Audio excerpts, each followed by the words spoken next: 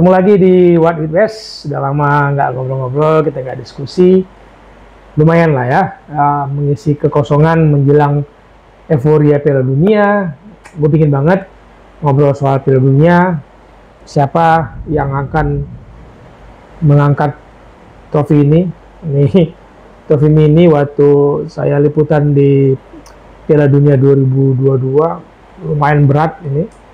Cakep lah, berat banget. Tapi siapa yang akan mengangkat ini di Qatar Desember 2022 ini? Rekaman ini saya buat hari Sabtu tanggal 12 November ketika liga-liga di Eropa masih bergulir, sementara minggu depannya Piala Dunia sudah akan digelar tanggal 20 November 2022 di Qatar. Menarik, banyak orang kemudian mempertanyakan siapa juaranya, siapa akan bintang bersinar. Tapi saya di episode kali ini mempertanyakan sejauh mana euforianya Piala Dunia 2002 di Qatar. Kalau biasanya ya menjelang Piala Dunia itu tuh merchandise palsunya banyak banget tuh. KW-KW banyak, udah bertebaran di mana-mana.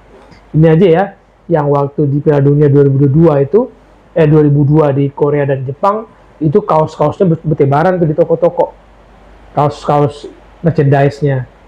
Coba kalian lihat di tempat kalian, ada nggak merchandise Piala Dunia 2022 Qatar ini?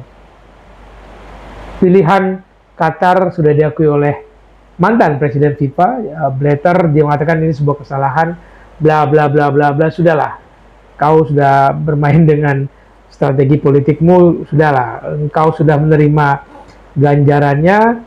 Semua orang mengatakan itu adalah permainan politik, uang politik di FIFA. Di mana-mana adalah begitu ya.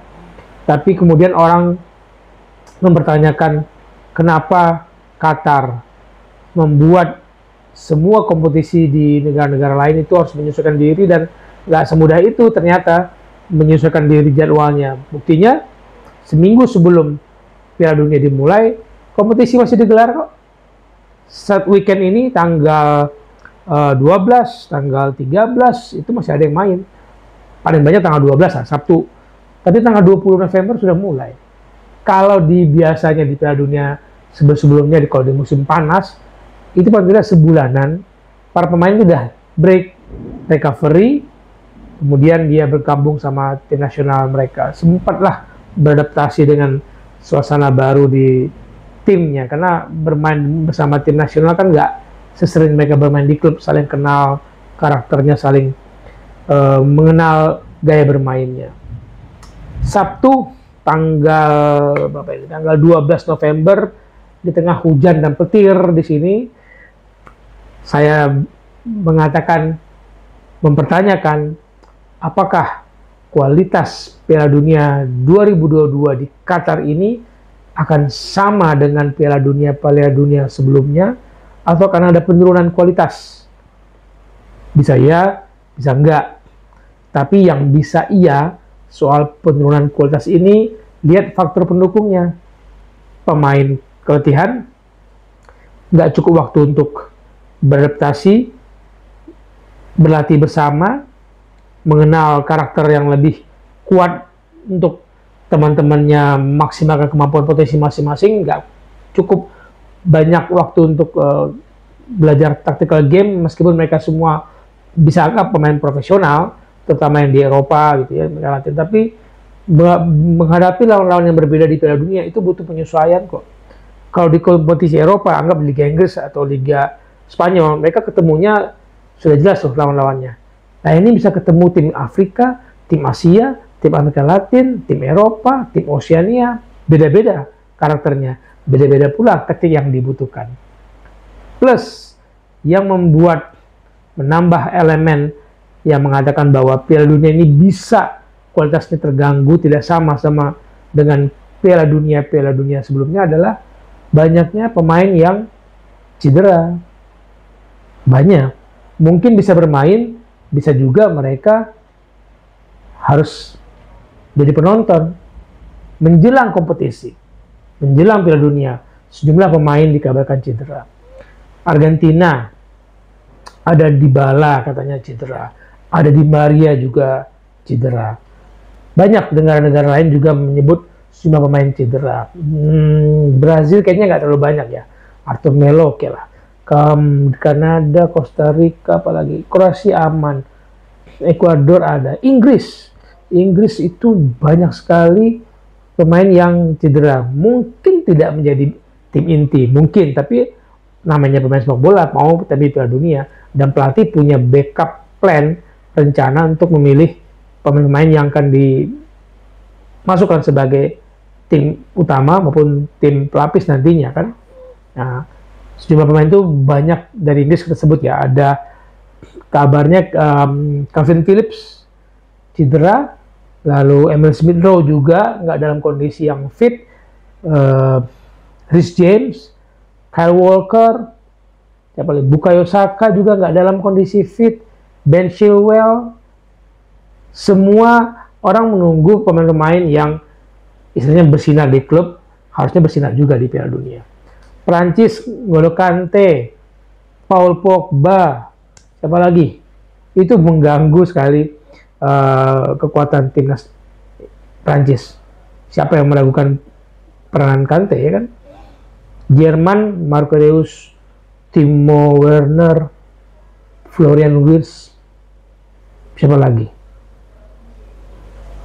Semoga nggak nambah lagi ya, karena ini Sabtu saya rekam itu sebelum Piala Dunia dimulai. Bisa jadi pertandingan saat saya ngomong ini malamnya, ini saya ngomong siang, Sabtu siang, malamnya ada yang cedera. Di Belanda, Wijnaldum disebut pemain yang cedera. Portugal harus melepas Diogo Jota.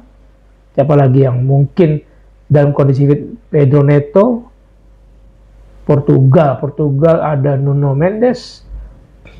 Siapa lagi ya? Senegal ya Sadio Mane disebut. Mungkin harus melupakan impiannya tampil maksimal di Piala Dunia Qatar. Sadio Mane yang ditangisi oleh fans Liverpool karena pindah ke Bayern Munchen dan kemudian membuat keseimbangan di depan Liverpool agak goyah menurut saya. Spanyol mungkin nggak terlalu banyak. Dani Olmo ada. Di Korea, Son Heung-min cedera. Apakah kemudian bisa bermain maksimal? Kalau nggak dipanggil ya akan kerugian bagi Korea. Ini data-data yang saya bacakan sebelum ini ya Piala Dunia dimulai. Jadi bisa jadi semua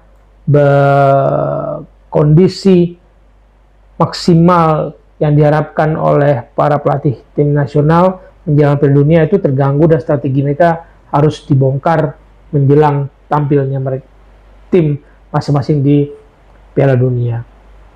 Semoga nggak nambah pemain-pemain yang cedera, semoga nggak nambah pemain yang performanya menurun karena sedang hotnya di klub dan panas-panasnya di klub. Ada juga tema lain yang menurut saya cukup menarik. Siapa pemain yang mungkin harus maksimal di Piala Dunia 2022 ini, karena sulit sekali tampil di Piala Dunia 2026 di Kanada, Meksiko, dan Amerika. Kita bahas lain kali lah. Sampai jumpa di What with West. Saya tunggu kalian memprediksi apakah Piala Dunia ini sama berkualitasnya dengan Piala Dunia sebelumnya, atau akan bahkan lebih baik karena bermain di suatu negara dan sebuah perubahan waktu, sebuah perubahan strategi karena biasanya dimainkan di bulan Juni, Juli, sekarang di bulan November, Desember, atau malah turun. Sama, lebih baik dari Piala Dunia sebelumnya, atau kualitasnya di bawah Piala Dunia sebelum-sebelumnya. Sampai ketemu lagi di What with West berikutnya. Salam.